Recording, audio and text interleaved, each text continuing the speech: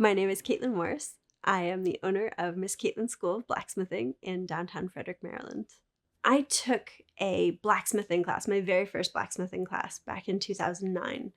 And it was a really interesting experience because, sort of for the first time in my life, I was the only woman in the class, definitely by far and away the smallest, the youngest, the person with the least experience. I left my very first class with several goals in mind. I wanted to quit my job and become a blacksmith. I wanted to teach blacksmithing, and I wanted to create a craft school. Those goals came face to face with the very harsh reality that I wasn't very good at blacksmithing. I was really struggling to understand how to hit the metal hard enough. I had one of my teachers sort of looming over me, telling me to hit it harder, like yelling at me, hit it harder, and hit it like an owes you money. I'm not a person who knows how to hit people for money. At the very beginning, I was doing a lot of watching to sort of see what made one person hit harder than the other, to see what made things different, how somebody learned differently.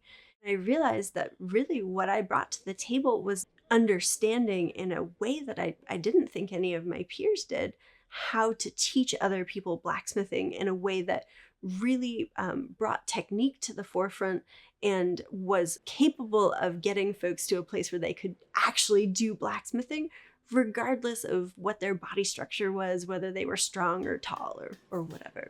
I wanted to teach blacksmithing the way that I really wish somebody had taught me blacksmithing.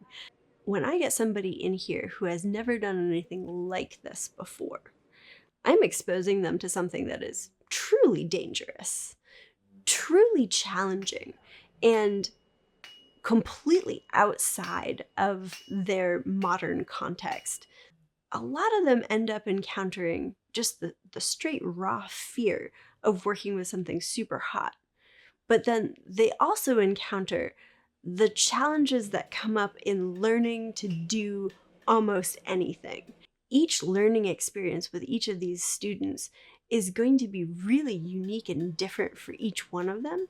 It always gives them some exposure or understanding of how they can show up for challenges.